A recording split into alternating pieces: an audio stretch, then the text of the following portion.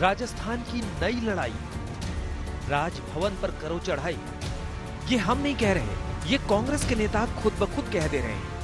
सब कानून मर्यादा नियम कायदे कांग्रेस को मानने होंगे, अशोक गहलोत जी को मानने होंगे, मंत्रिमंडल को मानने होंगे।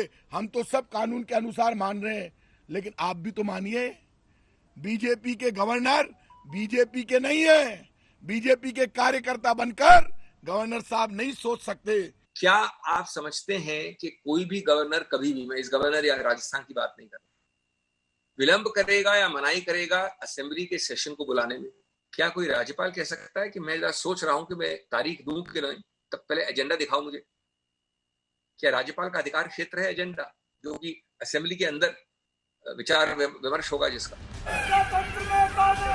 नहीं चलेगी, नहीं चलेगी, नहीं चलेगी, नहीं चलेगी। विधानसभा सत्र बुलाने की मांग के नाम पर कांग्रेस ने 24 जुलाई को ही राज्यपाल कलराज मिश्र के खिलाफ मोर्चा खोल दिया था। कांग्रेस ने राजभवन के खिलाफ तेवर 24 जुलाई को राजस्थान हाईकोर्ट के फैसले के बाद दिखाया। हाईकोर्ट ने फैसले में सचिन पायलट गुट पर कार्रवाई से स्पीकर को रोका है। वैसे तो राजस्थान के संग्राम में सोमवार को सुप्रीम कोर्ट का रुख आगे की लड़ाई की दिशा तय करेगा, लेकिन कांग्रेस ने लोकतंत्र बचाने के नाम पर रणनीति बुन ली है। कांग्रेस सोमवार को देश भर में राजभवनों को घेर सकती है। ये प्रदर्शन ठीक उसी तर्ज पर हो सकता है जैसे जयपुर में हुआ था। कांग्रेस के सांसद राहुल गांधी ने ट्वीट भी किया है, भारत का लोकतंत्र संविधान के आधार पर जनता की आवाज से चलेगा। बीजेपी के छल कपट के षड्यंत्र को नकार कर देश की जनता लोकतंत्र और संविधान की रक्षा करेगी। कांग्रेस को राजस्थान की लड़ाई को लोकतंत्र बचाओ का नाम देना पड़ रहा है, क्योंकि कांग्रेस के भीतर कोर्ट की लड़ाई को लेकर राय बटी हुई है।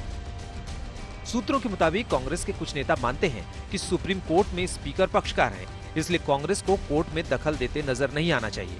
कांग्रेस के नेता मानते हैं कि कांग्रेस राज्यपाल की ओर से हो रही देरी को राजनीतिक मुद्दा बनाकर बीजेपी को घेर सकती है।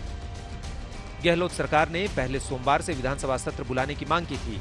इसके बाद राज्यपाल की ओर से 6 सवाल पूछे जाने के बाद गहलोत कैबिनेट के नए प्रस्ताव में 31 जुलाई से विधानसभा बुलाने की मांग हुई। प्रस्ताव में गहलोत सरकार ने कहा है कि वो कोरोना पर चर्चा कराना चाहती है। इसमें 6 बिल पेश करने का हवाला भी दिया गया है। दरअसल चाल ये है कि इसी बिल में वोटिंग करा ली जाए, व्हिप जारी कर दिया जाए और सचिन पायलट गुट के जो 19 विधायक हैं उन्हें अयोग्य किया जाए। स्ट्रेंथ कम हो जाएगी विधानसभा के, तो खुद ही अशोक गहलोत सरकार बहुमत में आ जाएगी। कांग्रेस जहां जहां सरकार का नेतृत्व कर रही है, उसमें राजस्थान सबसे बड़ा सूबा है। इसलिए गहलोत के साथ पार्टी आला कमान ने सरकार बचाने के लिए एड़ी चोटी का जोर लगा दिया है।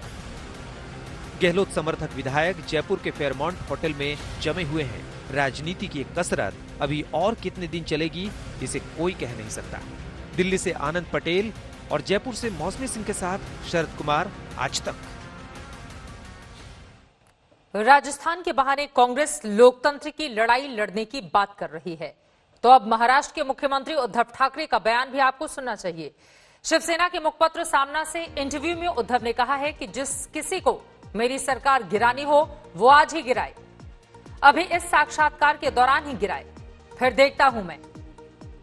ये महाविकास अघाड़ी सरकार है और अच्छा काम कर रही है। अगर कोई पैसे के बूते ऑपरेशन लोटस चलाना चाहता है तो ये नहीं चलने वाला। वे महाराष्ट्र में हमारी सरकार लोकतंत्र के खिलाफ बताते हैं, लेकिन पैसे के दम पर अन्य सरकारों को गिराते हैं। ये लोकतंत्र की बीजेपी की परिभाषा है।